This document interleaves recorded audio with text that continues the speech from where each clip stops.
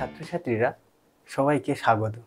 আজকে আমরা একটি শব্দ সম্পর্কে বিস্তৃতভাবে বোঝার চেষ্টা করব। এই শব্দটি আমরা অনেক জায়গায় অনেক ক্ষেত্রে শুনেছি, যেমন কুলাম্বের সূত্রেও শুনেছিলাম যে পরাবৈদ্যুতিক ধ্রুবক। আসলে আমাদের এই পরাবৈদ্যুতিক ধ্রুবক বা পরাবৈদ্যুতিক মাধ্যম সম্পর্কে খুব একটি স্পষ্ট ধারণা নেই। আমরা আজকের এই ক্লাসে এই পরাবৈদ্যুতিক ধ্রুবক সম্পর্কে একটি স্পষ্ট ধারণা পাওয়ার চেষ্টা করব।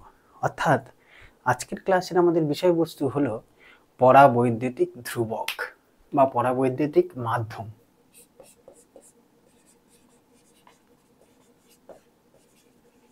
ডাইইলেকট্রিক বলা হয় ইংরেজিতে, পরাবৈদ্যুতিক মাধ্যম।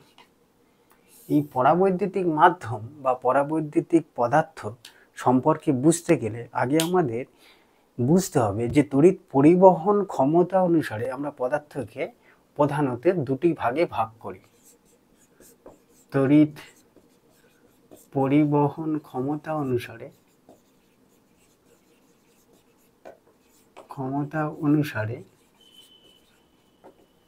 পদার্থকে দুই ভাগে ভাগ করা যায়।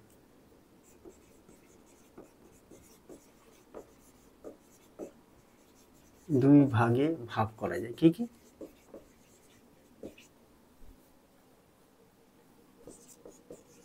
একে হচ্ছে পরিবাহী পদার্থ, মানে যারা বা যাদের মধ্যে মুক্ত ইলেকট্রন থাকার জন্য তড়িৎ পরিবহন করতে পারে। আমরা লিখতে পারি, আচ্ছা, পরিবাহী পদার্থ কাদের বলবো?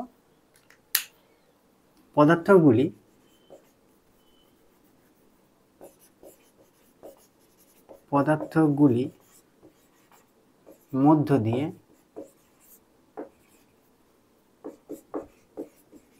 তড়িৎ পরিবহন হয়।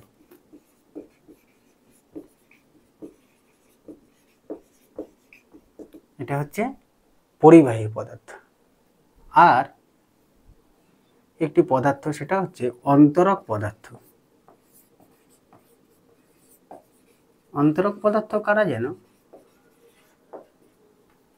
যারা তড়িৎ পরিবহন করতে পারে না বা যাদের মধ্যে দিয়ে তড়িৎ পরিবহন হয় না। কেন? এদের মধ্যে কোনো মুক্ত ইলেকট্রন থাকে না। পদার্থগুলির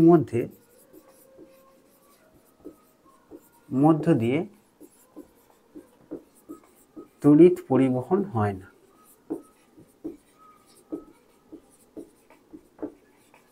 বোঝা গেল? এরকম এই দুটি ভাগ আমরা জানি যে পদার্থগুলিকে তড়িৎ পরিবহন ক্ষমতা অনুসারে আমরা এই দুটি ভাগে ভাগ করতে পারি। দেখা যায়, তাহলে আমাদের প্রশ্ন আসবে, তাহলে পরাবৈদ্যুতিক পদার্থ কারা? আসলে এই অন্তরক পদার্থগুলিকেই পরাবৈদ্যুতিক পদার্থ বলে। আমরা এখন শিখি যে পরাবৈদ্যুতিক পদার্থ কারা। বৈদ্যুতিক পদার্থ কারা? অন্তরক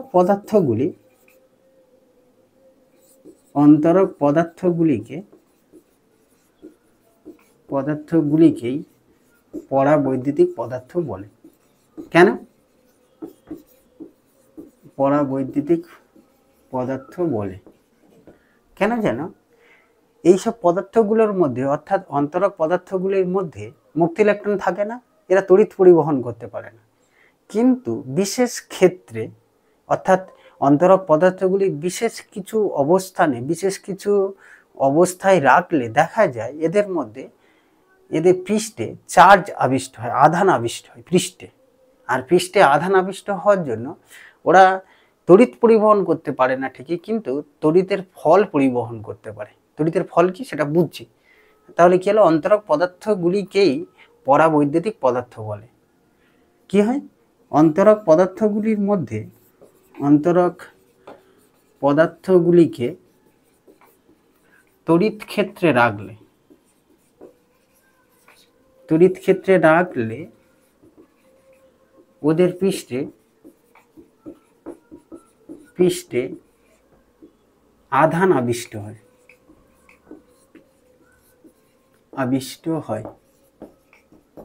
এই আবিষ্ট আধান কি হয়? আবিষ্ট আধান তড়িৎ পরিবহন করতে পারে না। তড়িৎ পরিবহন করতে না পারলেও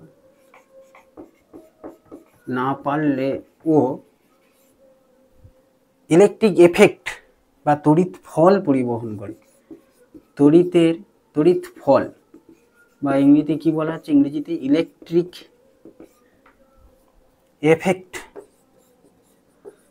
এফেক্ট পরিবহন করতে পারে,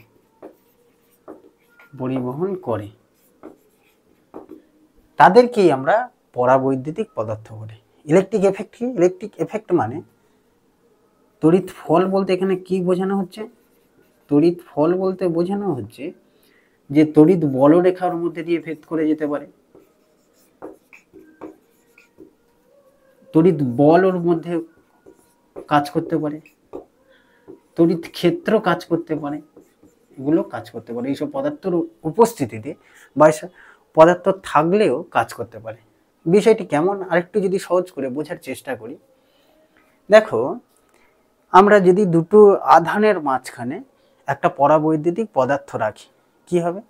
দুটি আধান ধরো এরকম আছে, এখানে একটি আধান আছে, এখানে একটি আধান আছে। এখন এই আধান দুটির মাঝখানে ধরে একটি পরাবৈদ্যুতিক মাধ্যমের মধ্যে রাখা হয়েছে, মাঝখানে না পুরো আধান দুটিকে একটা পরাবৈদ্যুতিক মাধ্যম। আচ্ছা, কয়েকটি পরাবৈদ্যুতিক মাধ্যমের উদাহরণ দিয়ে দিই। কি পরাবৈদ্যুতিক মাধ্যমের উদাহরণ? অসংখ্য পরাবৈদ্যুতিক পদার্থ আছে, যেমন বায়ু একটি পরাবৈদ্যুতিক মাধ্যম, জল, কাঁচ, কাগজ, তারপরে হচ্ছে ধরো কার্বন ডাই অক্সাইড গ্যাসীয় পদার্থ, তারপরে ধরো অভ্র, প্যারাফিন, এরকম প্রচুর বলছি তো, যেগুলো অপরিবাহী পদার্থ বা অন্তরক পদার্থ তাদেরকে আমরা ডাইইলেকট্রিক বলতে পারি বা বলি। আচ্ছা, কি করলাম? এই আধান দুটিকে একটা পরাবৈদ্যুতিক মাধ্যমের মধ্যে রেখে দিলাম। এখন দেখো আধান দুটিকে পরাবৈদ্যুতিক মাধ্যমের মধ্যে রাখলে কি হবে?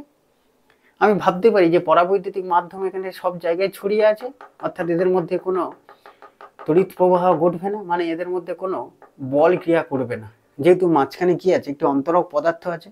পরাবৈদ্যুতিক মাধ্যম না বুঝে অন্তরক পদার্থ আছে, অর্থাৎ এই আধান দুটির মাঝখানে অন্তরক পদার্থ থাকার জন্য তড়িৎ পরিবহন হবে না, ফলে এদের মধ্যে কোনো বল ক্রিয়া করবে না। কিন্তু আমরা জানি দুটি আধান বায়ু মাধ্যমে থাকলে ওরা পরস্পরকে আকর্ষণ বা বিকর্ষণ করে, অর্থাৎ ওদের মধ্যে বল ক্রিয়া করে। বল ক্রিয়া করে মানে কি? এই অন্তরক পদার্থগুলো বা যেগুলোকে আমরা বললাম পরাবৈদ্যুতিক পদার্থ, তাদের মধ্যে বলরেখা ভেদ করে যাচ্ছে বা আকর্ষণ বল, তড়িৎ বলটা ভেদ করে যেতে পারছে, সেটাকে বলা হচ্ছে তড়িৎ ফল। আমরা তাই বলছি যে তড়িৎ বলরেখা যেতে পারে, তড়িৎ বল যেতে পারে, তড়িৎ ক্ষেত্র ভেদ করে যেতে পারে, কিন্তু এর মধ্যে দিয়ে আধান প্রবাহিত হতে পারে না। সেই সব পদার্থগুলোকে আমরা কি বলি? পরাবৈদ্যুতিক পদার্থ।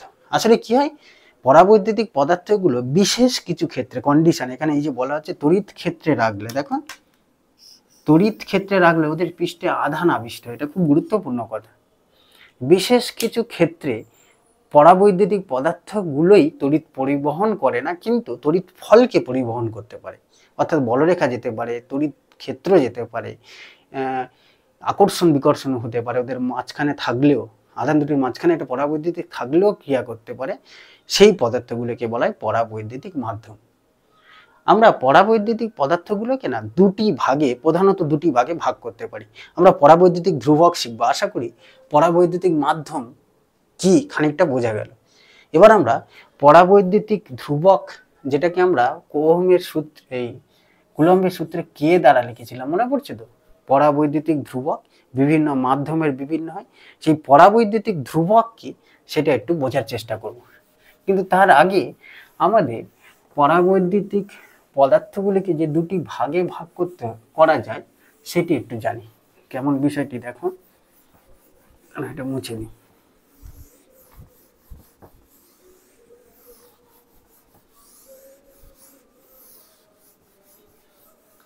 পরাবৈদ্যুতিক পদার্থগুলিকে আমরা দুটি ভাগে ভাগ করতে পারি।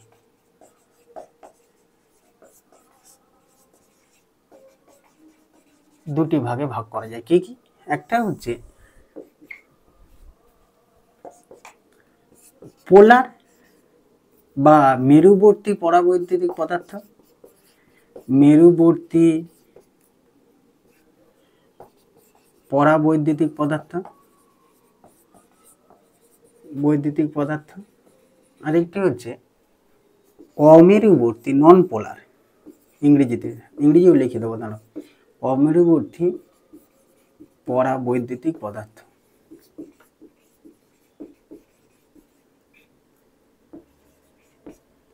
এটা হচ্ছে নন পোলার আর এটা হচ্ছে পোলার।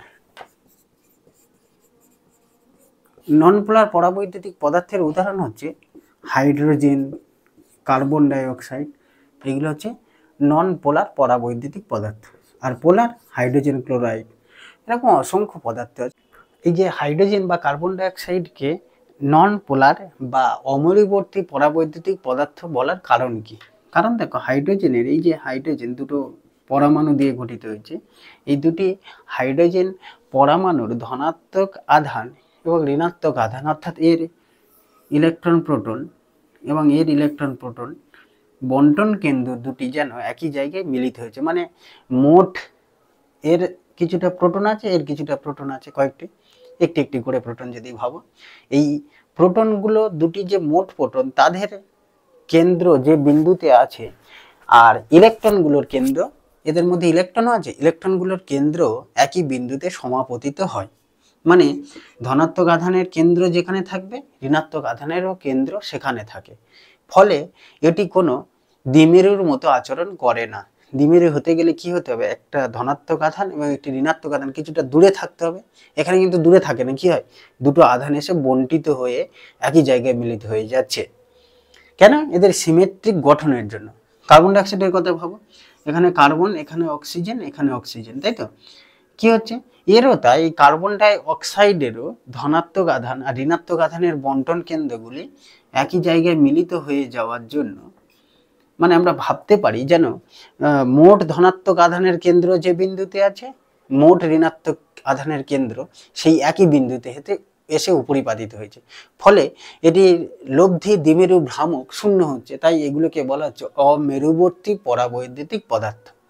অর্থাৎ আমরা বলতে পারি, আচ্ছা কেন্দ্র মানে বুঝতে পারছো তো, মানে অনেকগুলো ধনাত্মক আধান আছে, তারা যে বিন্দুতে ক্রিয়া করছে বলে আমরা কল্পনা করে নিতে পারি। যেমন ভর কেন্দ্র, ভর তো চারিদিকে ছড়িয়ে থাকে, কিন্তু আমরা পদার্থের মধ্যে একটা বিন্দু পাই বা বিন্দু ধরে নিতে পারি যে যেখানে ওর ভরটা ক্রিয়া করছে বলে কল্পনা করা যায়। এখানেও তাই, যে এই কার্বন ডাইঅক্সাইডের মধ্যে যে ধনাত্মক আধানগুলি আছে তারা ছড়িয়ে ছিটিয়ে আছে, কিন্তু তাদের একটা কেন্দ্র আছে বলে ধরা যায়, সেটাকে বলা হচ্ছে ধনাত্মক আধানের বন্টন কেন্দ্র।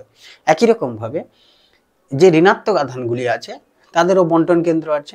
যদি দেখি কোনো পদার্থের ধনাত্মক আধানের বন্টন কেন্দ্র এবং ঋণাত্মক আধানের বন্টন কেন্দ্র একই জায়গায় মিলিত হয়েছে, মানে এমন হয়েছে, তখন সেটাকে আমরা বলবো নন পোলার বা অমেরুবর্তী পদার্থ। অর্থাৎ আমরা এখানে বলতে পারি যে কি হয়, ধনাত্মক আধানের বন্টন কেন্দ্র, ধনাত্মক আধানের বন্টন কেন্দ্র ও ঋণাত্মক আধানের বন্টন কেন্দ্র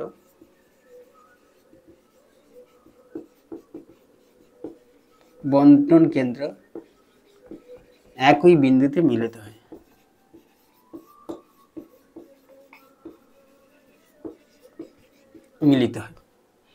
ফলে কি হচ্ছে? লব্ধি দ্বিমেরু ভ্রামকটি 0 হচ্ছে। মানে এখানে একটু লিখে দিই, এদের লব্ধি দ্বিমেরু ভ্রামক, মানে মোট দ্বিমেরু ভ্রামক থাকে না, ভ্রামক 0 হলো।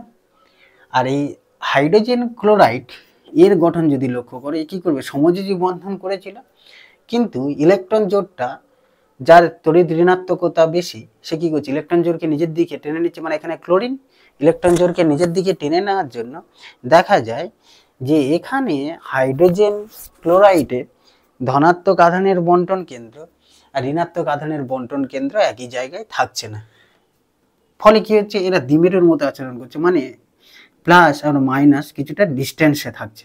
একই বিন্দুতে এসে সমাপতিত হচ্ছে না। এখানে যেমন দেখো একই বিন্দুতে এসে সমাপতিত হয়েছিল, এখানে যেমন একই বিন্দুতে সমাপতিত হয়েছিল, কিন্তু এক্ষেত্রে ধনাত্মক আধান আর ঋণাত্মক আধানের বন্টন কেন্দ্র খানিকটি দূরে থাকায় এদের একটি লব্ধি দ্বিমেরু ভ্রামক থাকছে। একই রকমভাবে জলের গঠন যদি দেখো, জল কি হয় H2O, তো এটিও একটি মেরুবর্তী পরাবৈদ্যুতিক পদার্থ। দেখো এরও গঠনটা এরকম। ফলে জলেরও ধনাত্মক আধানের বন্টন কেন্দ্র এবং ঋণাত্মক আধানের বন্টন কেন্দ্র একই জায়গায় মিলিত হবে না। ফলে একটি এর মধ্যে ওই জলের পরমাণু ওই অণুগুলির মধ্যে একটি লব্ধি দ্বিমেরু ভ্রামক থাকবে।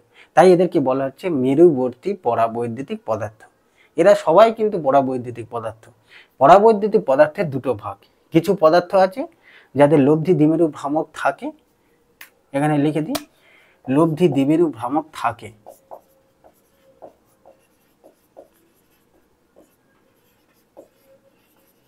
লব্ধি দ্বিমেরু ভ্রামক থাকে এখানে। আর অমেরুবর্তী পদার্থের কি হচ্ছে, লব্ধি দ্বিমেরু ভ্রামকের মান শূন্য হচ্ছে। কেন? এই যে বললাম ধনাত্মক এবং ঋণাত্মক আধানের বন্টন কেন্দ্র একই বিন্দুতে মিলিত হচ্ছে, কিন্তু এখানে কি হচ্ছে, ধনাত্মক ও ঋণাত্মক আধানের বন্টন কেন্দ্র, ধনাত্মক ও ঋণাত্মক আধানের বন্টন কেন্দ্র, আধানের বন্টন কেন্দ্র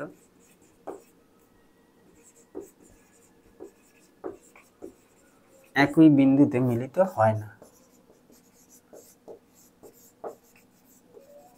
মিলিত হয় না, হয় না।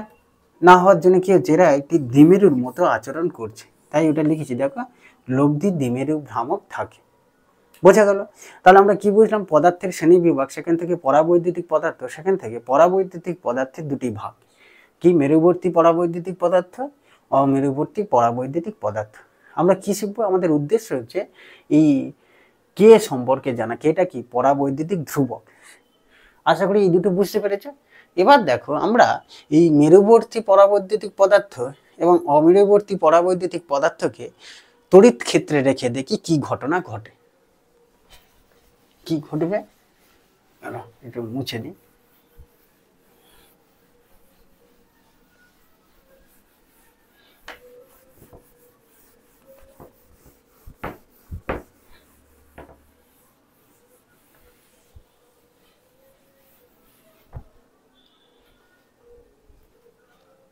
দুটো লাইন করি, দুদিকে আঁকবো, কি এদিকে দিয়ে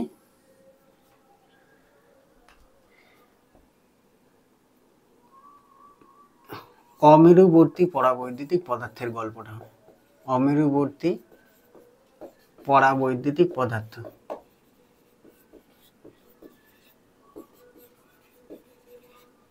আর এটা কি, এদিকটা হচ্ছে অমেরুবর্তী পরাবৈদ্যুতিক পদার্থ।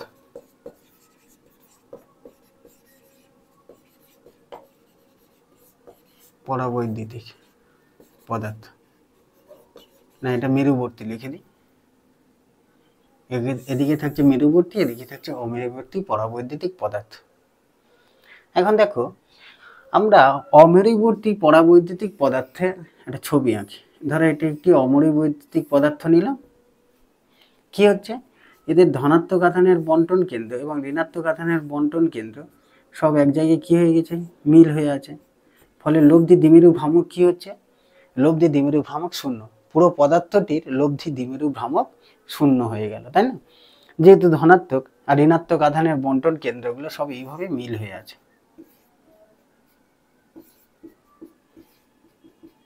আমি কয়েকটা আঁকলাম, কয়েকটা অণু দ্বিমেরু এই ধনাত্মক আর ঋণাত্মক আধানের বন্টন কেন্দ্র দিলাম, কিন্তু লব্ধি দ্বিমেরু ভ্রামক কি হলো, শূন্য।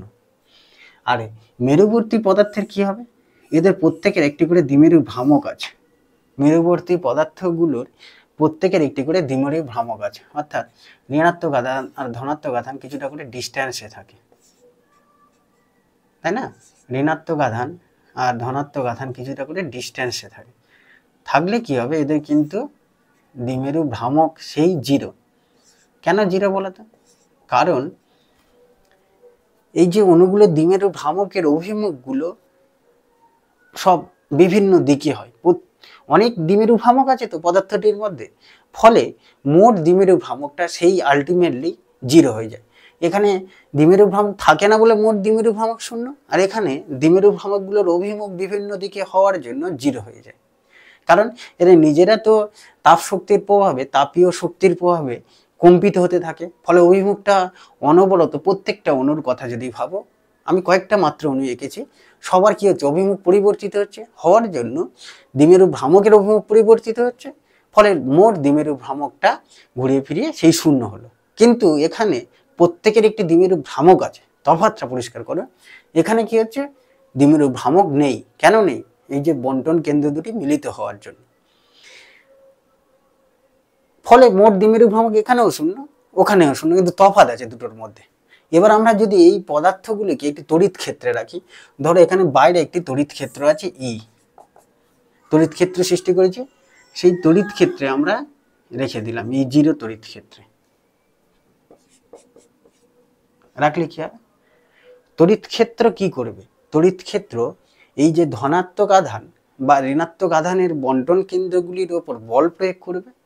ধনাত্মক আধানগুলিকে তড়িৎ ক্ষেত্র কি করবে, ওর দিকে সরাবে, ঋণাত্মক আধানগুলিকে তড়িৎ ক্ষেত্রের বিপরীত দিকে সরিয়ে দেবে, কারণ তড়িৎ বল প্রযুক্ত হবে ওই বন্টন কেন্দ্রগুলির ওপর।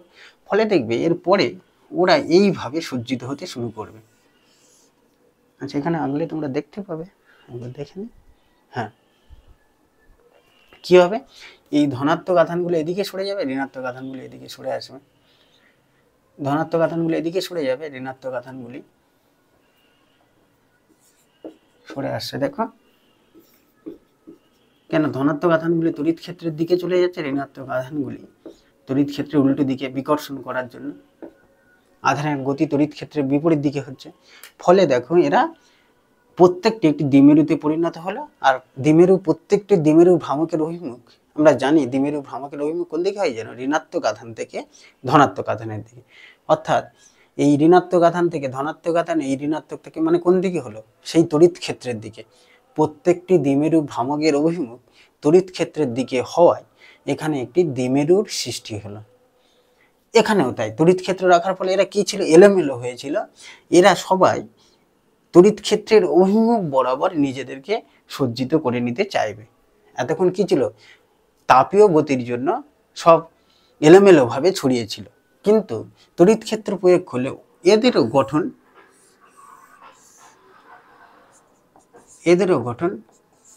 এদের মতো হয়ে যাবে। মানে এরাও তড়িৎ ক্ষেত্রের অভিমুখ বরাবর বা তড়িৎ ক্ষেত্র ওদের নিজের অভিমুখে সজ্জিত করে নেবে। ফলে এখানেও একটি লব্ধি দ্বিমেরু ভ্রামক তৈরি হবে। এই যে ঘটনা, এটাকে বলা হয় পরাবৈদ্যুতিক মেরুকরণ। মানে পরাবৈদ্যুতিক মেরুকরণ কি, এখানে একটু লিখি, বাহ্যিক তড়িৎ ক্ষেত্রের প্রভাবে পরাবৈদ্যুতিক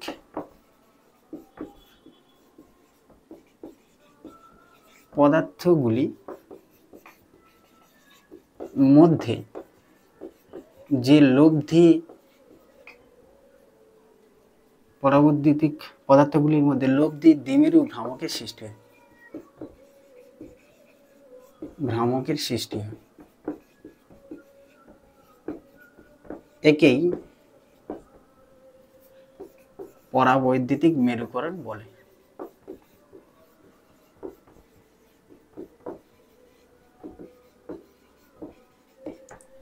এতক্ষণ কি হচ্ছিল, যে প্রভাবে, তাই না? দেখো, তড়িৎ ক্ষেত্র প্রয়োগ করার আগে এরও মোট দ্বিমেরু ভ্রামক 0 ছিল, এরও মোট দ্বিমেরু ভ্রামক 0 ছিল, কারণটা একটু আলাদা ছিল, কিন্তু 0 ছিল। তড়িৎ ক্ষেত্র প্রয়োগ করার ফলে দুজনের মধ্যে একটি করে লব্ধি দ্বিমেরু ভ্রামক সৃষ্টি হচ্ছে। এই ঘটনাকেই বলা হচ্ছে পরাবৈদ্যুতিক মেরুকরণ। এখন পরাবৈদ্যুতিক মেরুকরণ হলে একটু লক্ষ্য করে দেখো, পরাবৈদ্যুতিক পদার্থগুলোর এই মাঝখানে যে আধান আছে, আমি দুটো এঁকেছি, আরও আঁকা যেত, এই মাঝখানের আধানগুলো পরস্পরকে প্রশমিত করবে, ধনাত্মক আর ঋণাত্মক আধান। ফলে ওর পুরো আয়তনের কথা যদি ভাবো, পুরো সমগ্র আয়তন, আমরা যদি একটি বড় মতো পদার্থ আঁকতাম, এরকম কি হতে থাকে, এরকম থাকতো তো প্রচুর ধনাত্মক ঋণাত্মক আছে, ঋণাত্মক ধনাত্মক ঋণাত্মক ধনাত্মক ঋণাত্মক এইভাবে থাকতো। দেখো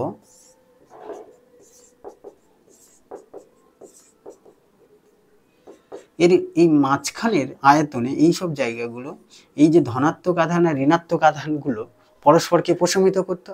ফলে আধান কোথায় থাকতো? পৃষ্ঠে। এই যে প্লাস প্লাস, এপারে প্লাস আর এপারে মাইনাস, এই পৃষ্ঠের আধানগুলো পরস্পরকে প্রশমিত করতে পারতো না, কারণ ওর কাছাকাছি আর কোনো আধান নেই। এই যে পৃষ্ঠে আধান সৃষ্টি হলো, যেটাকে আমরা বলেছিলাম আবিষ্ট আধান, এই পৃষ্ঠে আবিষ্ট আধানগুলি তড়িৎ ফলকে প্রভাবিত করে।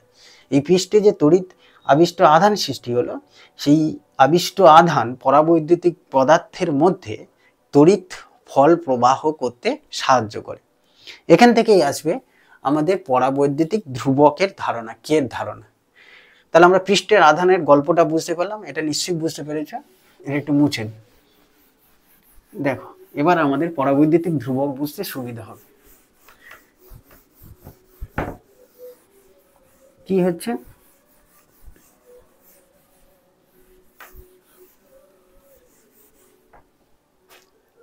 আমরা যদি একটি পরাবৈদ্যুতিক পদার্থ আঁকি, এই ছিল পরাবৈদ্যুতিক পদার্থ, তাই তো নাকি? এর কি ছিল? পৃষ্ঠে এদিকে ঋণাত্মক আধানগুলো ছিল, সেই মাঝের আধান বন্টনগুলো পরস্পরকে জিরো করে দিয়েছিল মোট আধান। এখানে কি ছিল? ধনাত্মক আধানগুলো। আর বাইরে থেকে একটি তড়িৎ ক্ষেত্র প্রয়োগ করেছিল এদিকে, যে তড়িৎ ক্ষেত্রের মান ছিল কত? E0। এই যে গল্পটা একটু আগে শিখলাম, সে মেরুবর্তী পদার্থ হোক বা অমেরুবর্তী পদার্থ হোক, এই যে ভিতরের বা আবিষ্ট আধান, পৃষ্ঠে যে আধান থাকছে বিপরীত ধর্মী আধান, সে কি করছে? এদিকে একটি তড়িৎ ক্ষেত্র সৃষ্টি করছে উল্টো দিকে, ই ধরো ই তড়িৎ ক্ষেত্র সৃষ্টি করলো কোন দিকে? পি লিখি। পোলারাইজেশনের ফলে বা মেরুকরণের ফলে এই যে পৃষ্ঠে আধান আবিষ্ট হচ্ছে, সে একটি পরাবৈদ্যুতিক পদার্থের মধ্যে তড়িৎ ক্ষেত্র সৃষ্টি করছে। তার অভিমুখ কোন দিকে হবে? ধনাত্মক আধান থেকে ঋণাত্মক আধানের দিকে, অর্থাৎ প্রযুক্ত তড়িৎ ক্ষেত্রের বিপরীত দিকে। আমরা লিখতে পারি, কি লিখছি দেখো, পরাবৈদ্যুতিক মেরুকরণের ফলে পৃষ্ঠে আবিষ্ট আধানের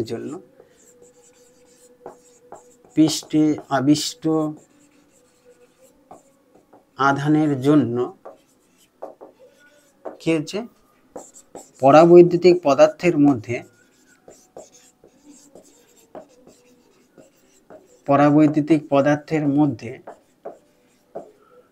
প্রযুক্ত বাহ্যিক তড়িৎ ক্ষেত্রের বিপরীত দিকে, প্রযুক্ত বাহ্যিক তড়িৎ ক্ষেত্রের বিপরীত দিকে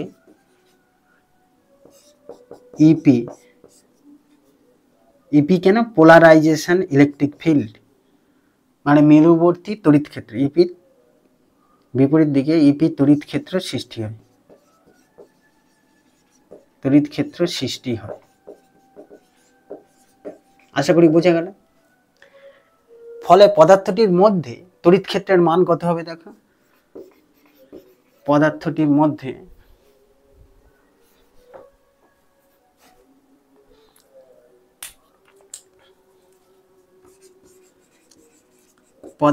মধ্যে তড়িৎ ক্ষেত্র কত?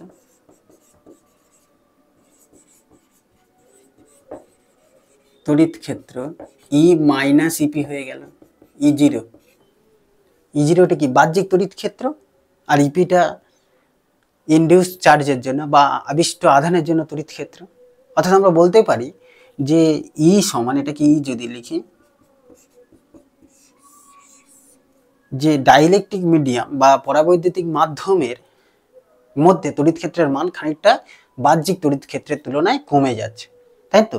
কেন? ওই ইনডিউস চার্জের জন্য, আবিষ্ট আধানের জন্য কিছুটা তড়িৎ ক্ষেত্র কমে যায়।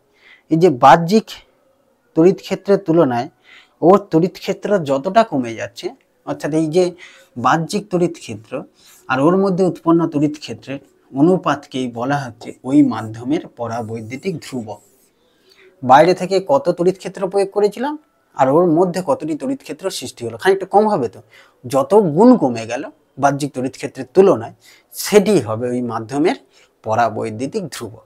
এই E0 বা ইর অনুপাতকেই বলা হচ্ছে ওই ডাইইলেকট্রিকটির, ওই পরাবৈদ্যুতিকটির পরাবৈদ্যুতিক ধ্রুবক। এবার সেটা বিভিন্ন পদার্থের ক্ষেত্রে বিভিন্ন হয়। আমরা জেনেছিলাম যে জলের ক্ষেত্রে 80 হয়। 80 মানে কি, বাহ্যিক তড়িৎ ক্ষেত্রের তুলনায় ভিতরে তড়িৎ ক্ষেত্র 80 গুণ কমে যায়। বাইরে যদি 80 হয়, ভিতরে হবে 1, 80 গুণ কমে যায়, কে এর মান 80। এই হলো পরাবৈদ্যুতিক ধ্রুবক। পরাবৈদ্যুতিক ধ্রুবকের কিন্তু কোনো একক নেই। কেন? কারণ এটাও তড়িৎ ক্ষেত্র, এটাও তড়িৎ ক্ষেত্র। এটা কি বাহ্যিক তড়িৎ ক্ষেত্র, এটা আবিষ্ট তড়িৎ ক্ষেত্র, মানে লব্ধি তড়িৎ ক্ষেত্র। পরাবৈদ্যুতিক পদার্থের মধ্যে তড়িৎ ক্ষেত্রের মান। আশা করি পরাবৈদ্যুতিক ধ্রুবক কি বুঝতে পারলে। এই পরাবৈদ্যুতিক ধ্রুবক আমরা যেটা কুলম্বের সূত্রে কে লিখেছিলাম সেটাই। পরাবৈদ্যুতিক ধ্রুবকের মানের উপর নির্ভর করে আধান দুটির মধ্যে ক্রিয়াশীল বলের মানটি পরিবর্তিত হয়। এর পরের ক্লাসে আমরা অন্য কিছু শিখব। পরের ক্লাসে আবার দেখা হচ্ছে।